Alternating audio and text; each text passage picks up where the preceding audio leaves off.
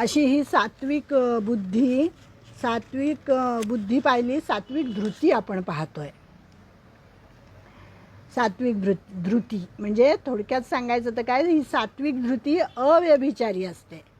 म्हणजे तिला काही व्यभिचार नाही की एकदा इकडे एकदा तिकडे अशी नसते ती, आणि कल्याणकारी असते सात्विक धृती. आता राजसी धृती म्हणजे 34वा श्लोक. यया तु धर्म कामार्थान धृत्याधारयते अर्जुन प्रसंगेन फलाकांक्षी धृतीसा पार्थ राजसी.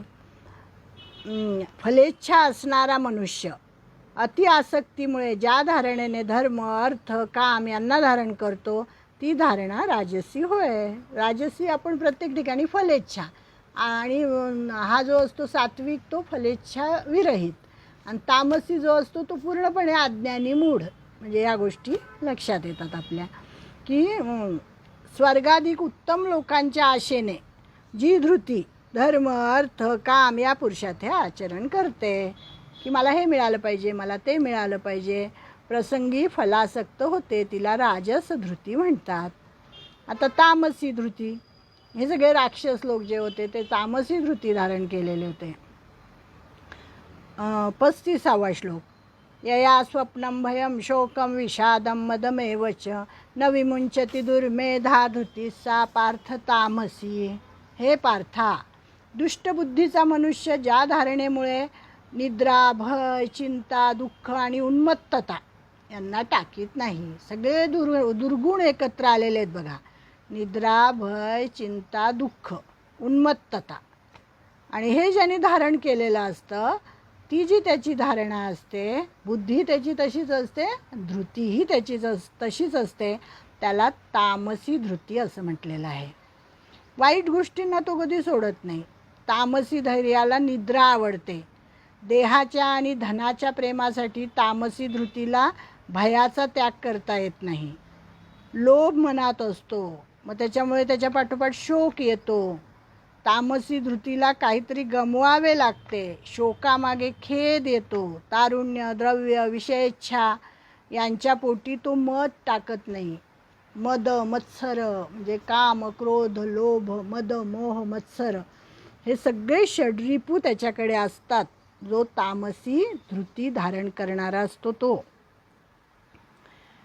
जो आपल्या धैर्याने मन बुद्धी इंद्रिये व प्राण यांना आपणच आवरून धरून नित्य आत्मसन्मुख करतो आणि त्यांना तेथून परत जाऊ देत नाही.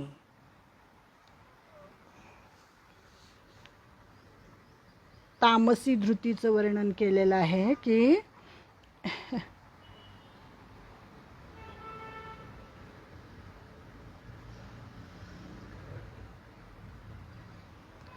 एकनाथ महाराजांनी मात्र इथे सात्विक धृतीचं वर्णन केलेलं आहे बघा, की सात्विक धृतीचाच नेहमी अंगीकार करावा.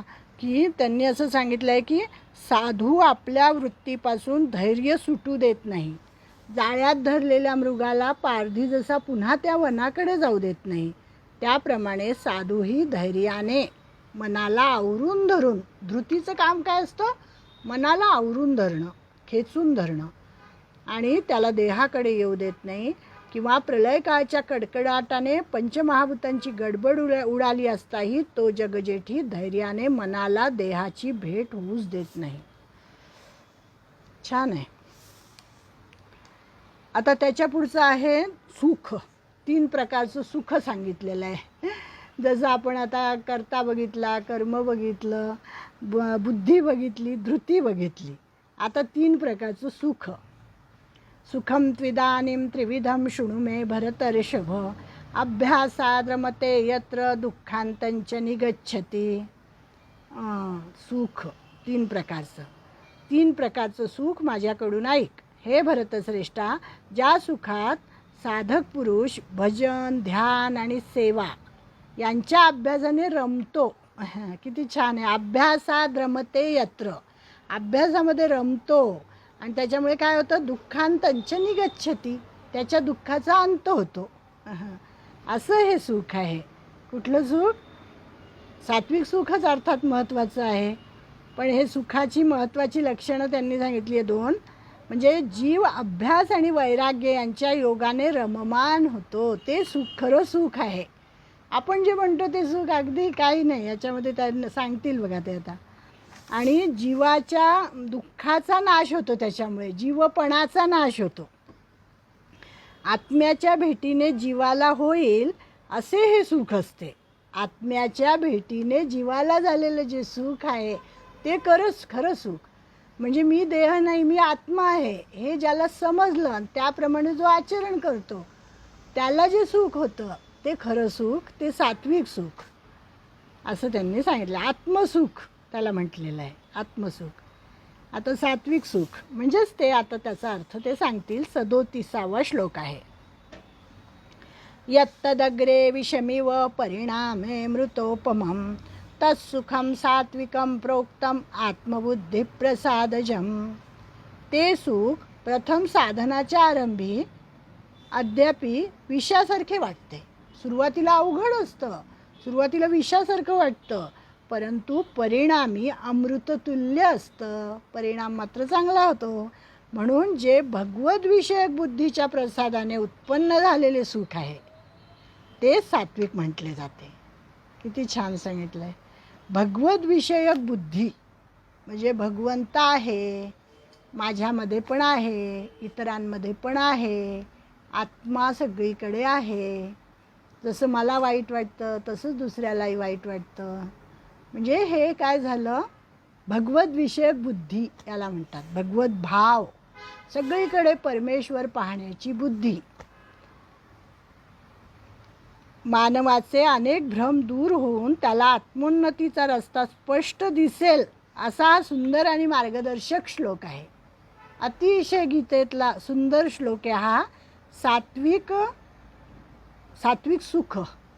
यत्तदग्रे विषमिव परिणामे मृतोपमं तत्सुखम सात्विकम प्रोक्तम आत्मबुद्धी प्रसादजम. ज्याला आत्मबुद्धीचा प्रसाद मिळालेला आहे. किती छान आहे. भगवद्विषयक बुद्धीच्या प्रसादाने उत्पन्न झालेलं सुख. सात्विक सुखाचा मार्ग हा प्रारंभी अवघडच असतो. आपण लहान मुलांना शिस्त लावायला गेलो, अनुशासन लावायला गेलो तर त्यांना नको वाटतं ते. किंवा आपल्या स्वतःला सुद्धा अनुशासन, कष्ट, अभ्यास, वैराग्य, सदाचार, नीती हे सगळं प्रारंभी अवघडच वाटतं, क्लेशदायकही वाटतं. परंतु ते कष्ट काढल्यावर त्याचे फळ मात्र अमृत मधुर असतं आणि लोककल्याणकारी असतं.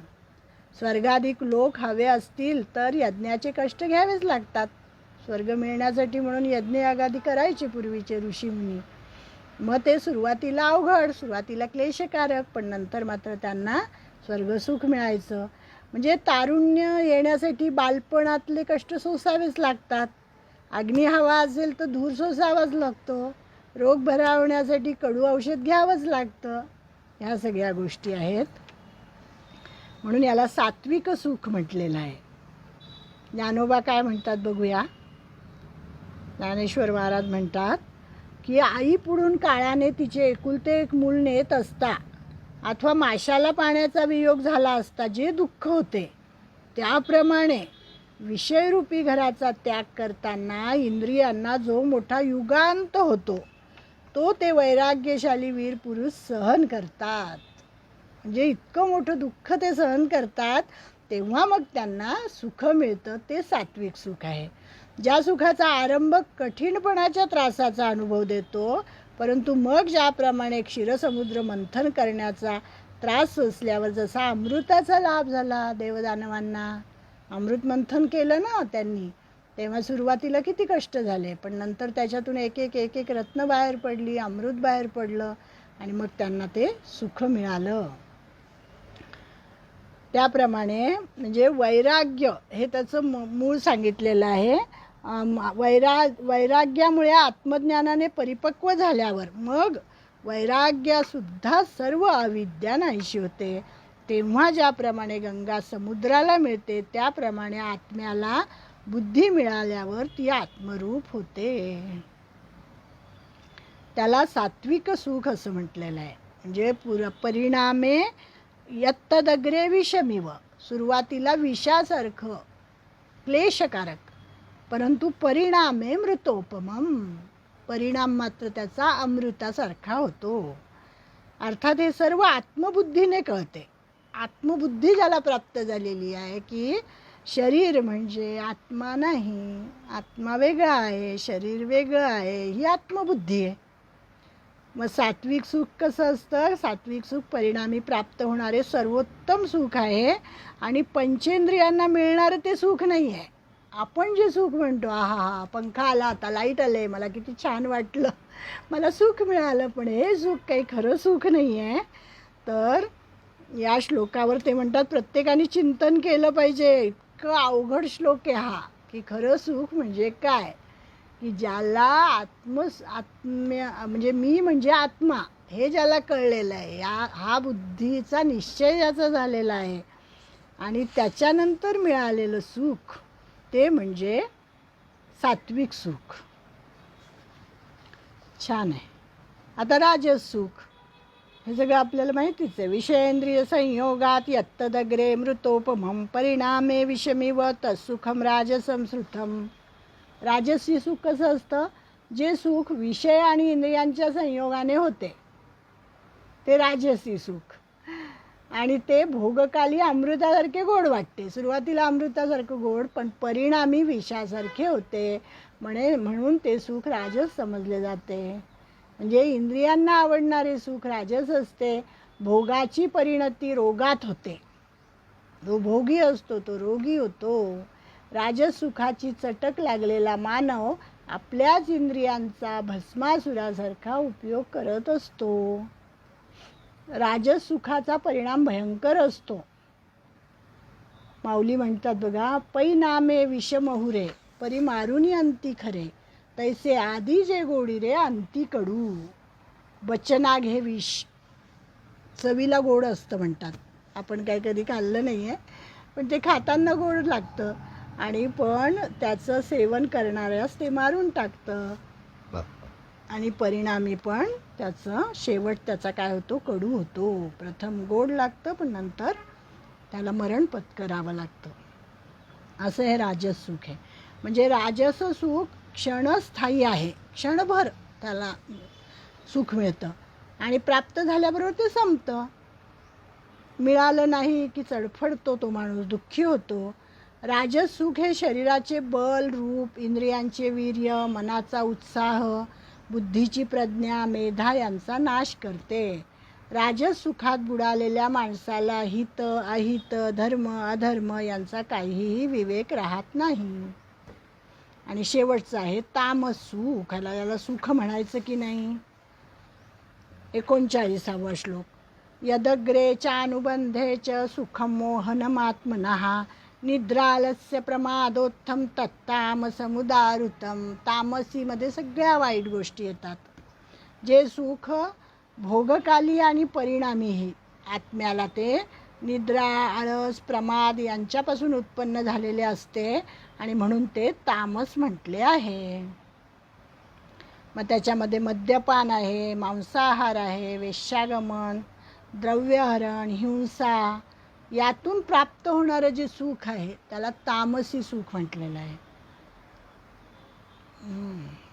अशा तामसी सुखाचा उपभोग घेणारे याच जन्मी गटारात, नरकात लोळत पडतात. एड्स सारख्या भयानक रोगांचे शिकार बनतात. म्हणजे ज्ञान, कर्म, आपण काय काय पाहिलं आतापर्यंत? 3 प्रकारचं ज्ञान पाहिलं, 3 प्रकारचं कर्म पाहिलं, 3 प्रकारचे कर्ता, 3 प्रकारची बुद्धी, धृती आणि सुख. या सर्वांचे आपण सात्विक, राजस, तामस असे प्रत्येकी 3 प्रकार भगवंतांनी सांगितलेले आहे. कारण काय? संपलंच आहे आता. कारण काय की ही सर्व सृष्टी त्रिगुणात्मक आहे. म्हणून गुणत्रय विभाग झाला ना आधी आपला 14वा अध्याय.